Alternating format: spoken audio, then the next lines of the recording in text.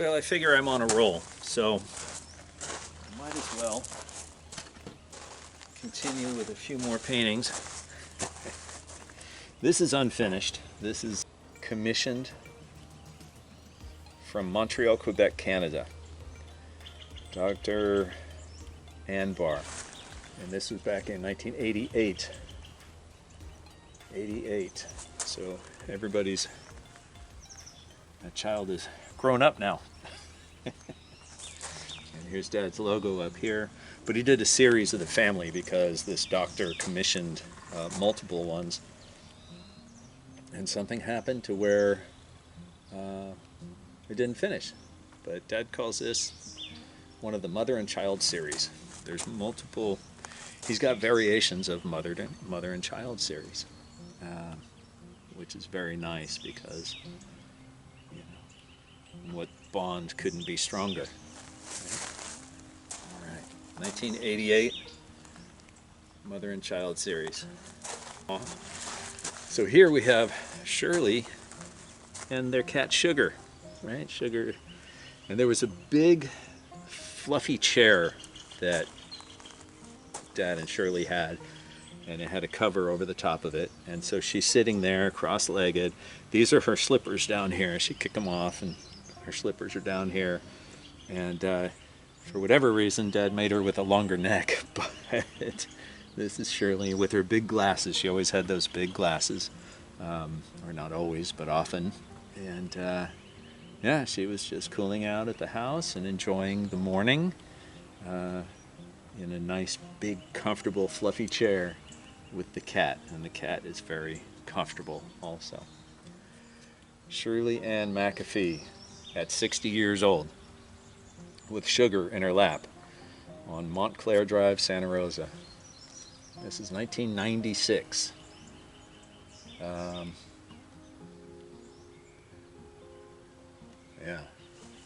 And all the information, of course, is on the back, just like everything else. All the provenance, all the history, all the information.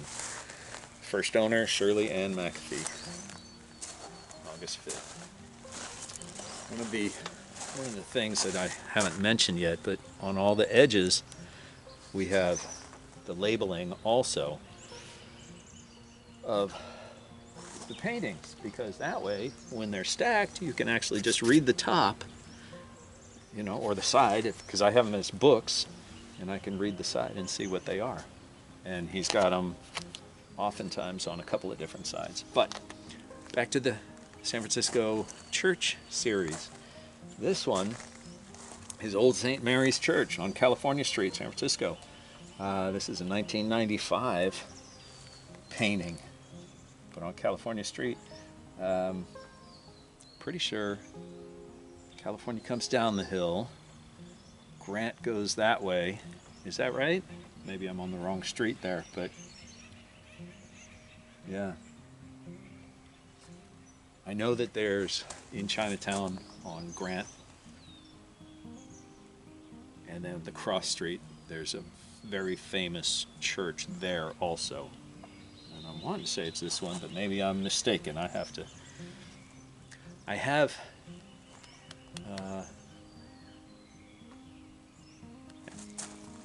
doesn't matter.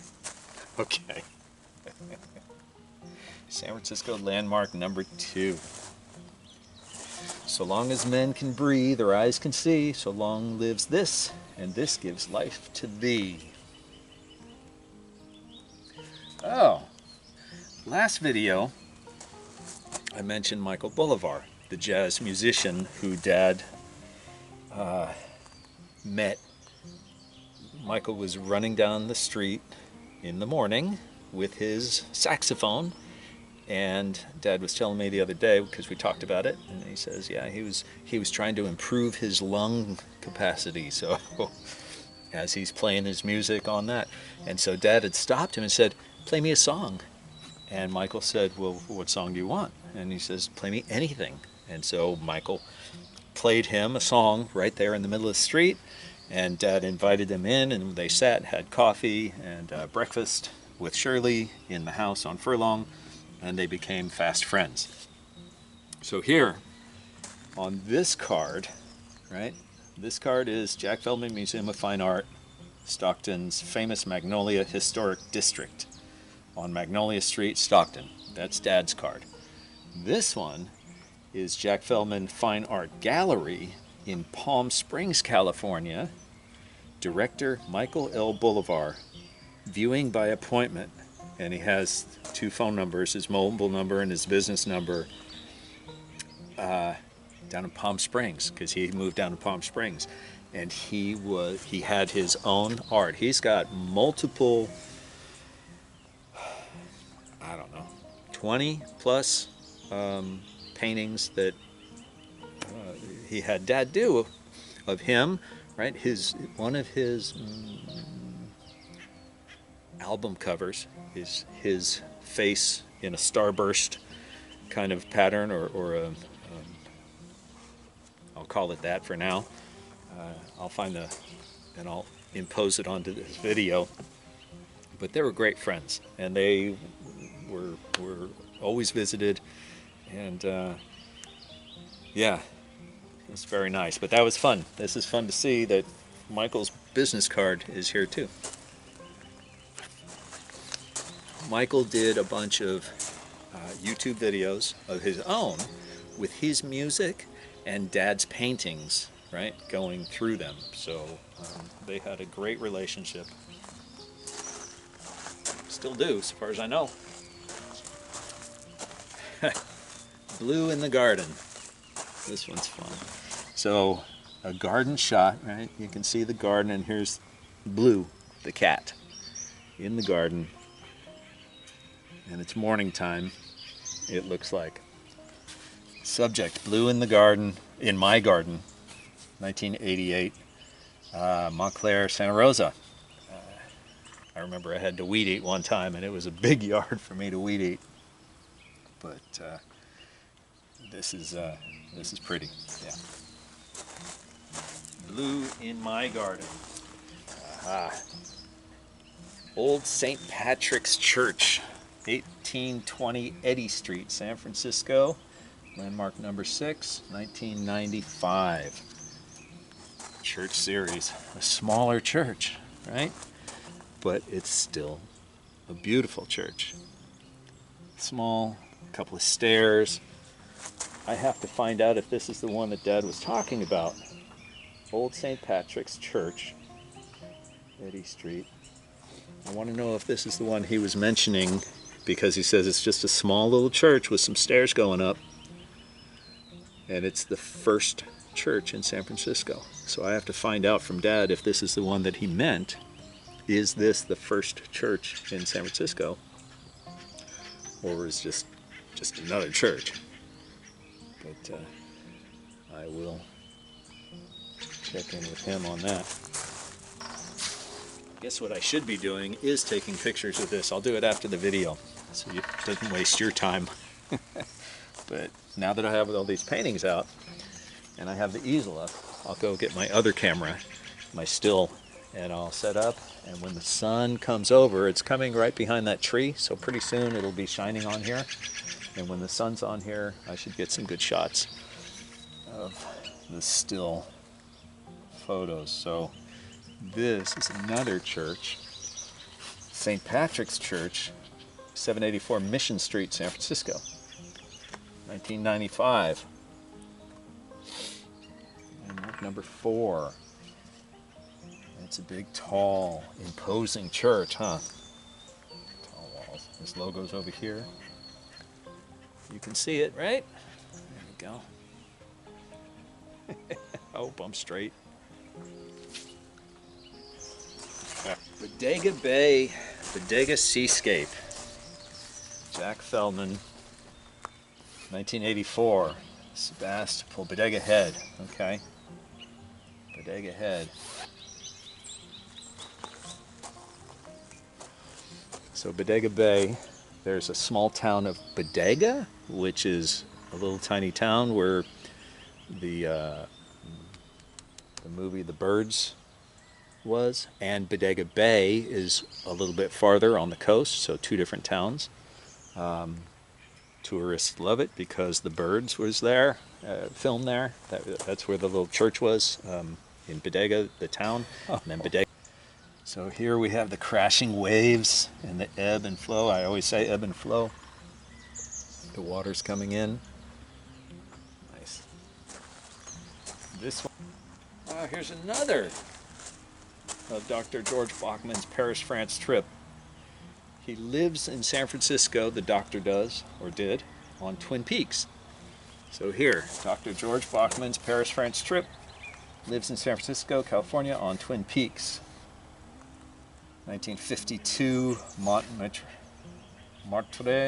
La Rue Norvins. Jack also painted Dr. George Bachman's oil portrait. See Oakland Tribune newspaper, parades section, because it was in the parade, which is, one of those insert sections. Double page article with 6 photographs. The portrait appears in this article from back in 1952. This picture, I guess, was 1989. He painted it a second time? Didn't I just have this one? I'll have to look. Yeah, looks like. Huh. All right, there it is.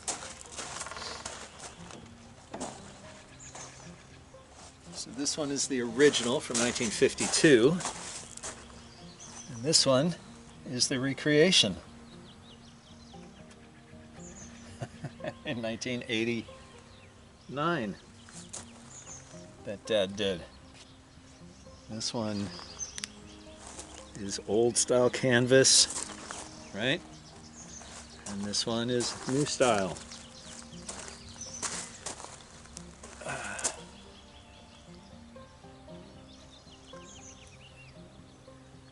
This one has heavier paint, but boy, it's fun to see them side by side. That has his old signature, this one has his new logo. Pretty neat. The original's an 18 by 24, and the new one also an 18 by 24. But the other one in the series, this one that we went over, is an 18 by 22, so it's a little shorter. And finally, another church. This one is St. Mark's Evangelical Lutheran Church on O'Farrell Street, San Francisco, 1135 O'Farrell Street.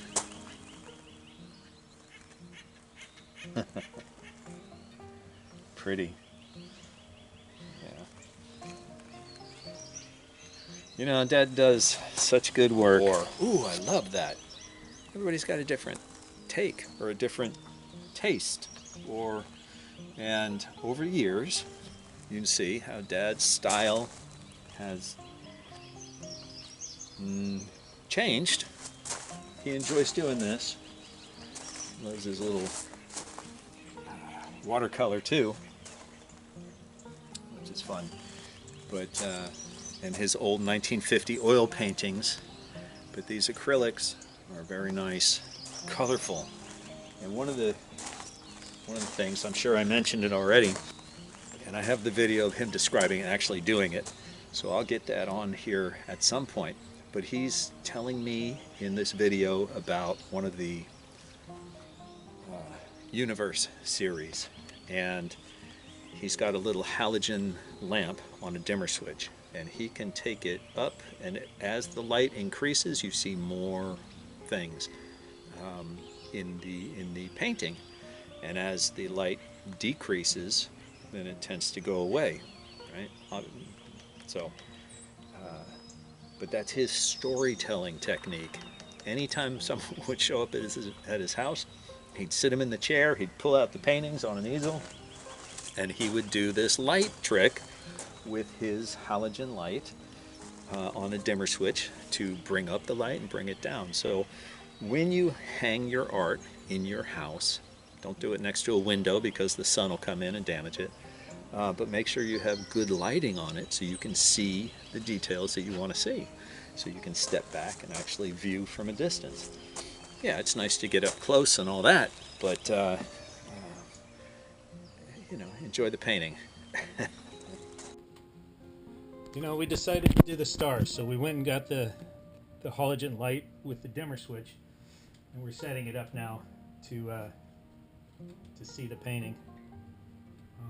Okay, here, watch this. See? So I'm going to come closer here at a different angle. Okay. Yeah. So it's dark. It's really dark, and you can see the planets, and you can see the fissures in the lava, and then what? The sun comes up, or that comes around the corner, and now you can actually see more of the stars that were hidden. But you have to start low. Okay. Okay, now. Yeah. So it's growing more and more, brighter and brighter. It's beautiful. So you didn't even see all the stars. I mean, you had an inkling, but now you can see all the stars. And you even see A comet going there. going there. Yeah. Now, that's only to attract your eye. Ah. That's why he was... Because that's the matter. You can see the matter coming across here now that the light is on. Yeah, can you see that You can now? actually see the matter moving from one to the other. Yeah. Yeah. It's very subtle, Mm-hmm. but it's there. Yeah. I don't like to overdo things. And with the light, every painting is meant to have light on it, Yes. but not be in the sunlight, because the sunlight will, or fluorescent lights, right? Yeah, Fluorescent lights and sunlight will deteriorate the paintings that's right. and pictures and anything you want to keep. So you have to have the right kind of light. Now, I just changed the light a little lower Okay. to shoot by the lightning area. Uh-huh. And that Down here. didn't hurt the stars at all, did it? Mm-mm. No, the stars are nice and bright. Yeah. So. So And that's now- the fun thing. I've never known anybody to use a light to come up and down, you know, to change the painting just based on the light. And with this technique that you have of increasing and decreasing based on, you know. The painting is still a beautiful painting, even with the subdued light. Absolutely. Absolutely. And it's, yeah. So you have to choose your favorite light setting when you own it to see how you like it. But yeah, it changes and it's beautiful. Yeah, and some people can put it on an automatic rotary that comes up and down, up and down. Oh, the lights on Like it? the Okay. guys that bought the Napoleon paintings, Okay. they had a whole lighting setup for my work. Nice. It was very expensive. Yeah, but that. It was all hidden behind the couch, Okay. aiming at the wall. Okay. And they could sit there and direct it to all kinds of things. Yeah, nice. Okay. Okay. Thanks again. I'm ready for a cup of coffee. I'm going to go inside, and I have a lot of things to do today. It is. What time is it? All right, it's almost 9 o'clock. It's 8:57 in the morning on April 12th. I'm putting together, so I have raised beds here in the garden that I set up. We just fill them with the dirt, right? The planting mix, and compost and all the good things. And I have an irrigation manifold over on the wall that I'm assembling, hooking it up to the water system, and then I'm going to be running the pipes all through here in order to get irrigation into these 4 beds. And across the road over there, I'm going to make another bed for the corn, the beans, and the squash, right? The zucchini is what I want. So that's going to be 10 feet by 25 foot square over just on this side of the tree, because the sun is always going to be hitting that all day long, which is great. There goes the cat. That's Tabby. She's running away down at the bottom. There she goes. And now I'm looking for Blackie. There's a little black cat. He's a boy, and he always picks on her. And these are feral cats that just live out here in the barn, separate from each other. But they hunt the gophers, and that's the good part. I like that. Oh, you know what? I'm looking at this first tree. So on the backside, the first tree is a Gravenstein tree. And I have a bunch of the props leaning against the tree. And that reminds me, Dad has multiple paintings of orchards also with the props. Oh, there's Blackie. There you go. So she knew Tabby ran, and there goes Blackie. That's funny. Yesterday, there was a deer, and the deer went running through, and then Tabby went running through, and then the black cat came running through, chasing him. So I think the cat spooked the deer, and the deer took off, and then the cats just ran in the same direction. It was fun. I wish I had the camera going at that point, but I didn't. So, all right. And I have 2 Thompson seedless grapes I have to plant. I planted an Asian pear over there. I think that one's going to be fine, but I got to get these into the ground. I need to get the irrigation going, so I need 100 feet of pipe here. I need 100 feet of pipe to go over there, plus all the drip lines. The rose garden needs another 50 feet of line, and then the front of the house I have to run line out there, and then we're going to start putting some other plants up there. Yeah, so I'm a little busy. And then the tractor, I have to do an oil change and a hydraulic change, and a fuel filter change, because diesel fuel gums up, and so you got to treat it, and then the filters get clogged, and then water can get into one of the filters. I have to make sure that that's not happening. Anyway, and we're doing the deck. I'm doing the deck. I'm pressure washing the deck, right? It's an old deck. I put this in 30 plus years ago with my stepdad and my uncle, 30 plus years ago. And the sun hits it, and anyway, so some of it has rotted, some of it has gone away, so I cut that back. I've recessed it a little bit back so I can have this garden up here, because it was farther out. But I need to pull all the nails because they're popping up. I got to pull the nails, replace them with screws, repair any of the under portion that's rotted. So I have a 4x4 that I already took out the bad stuff and I put in the new. And pressure wash, scrub, get the rough stuff off, and then we're going to repaint today, hopefully. That's the intention, but I wanted to get these paintings and visit with you guys first to get some stuff done. I put the overhead over there. I need to put up 4 posts here so I can have an overhead here during the high summer. It's going to get real hot, and I don't want these plants to burn, so I have to put a retractable cover over this. Yeah, lots of things. Anyway, thank you very much again for visiting, and we'll see you on the next one. Take care.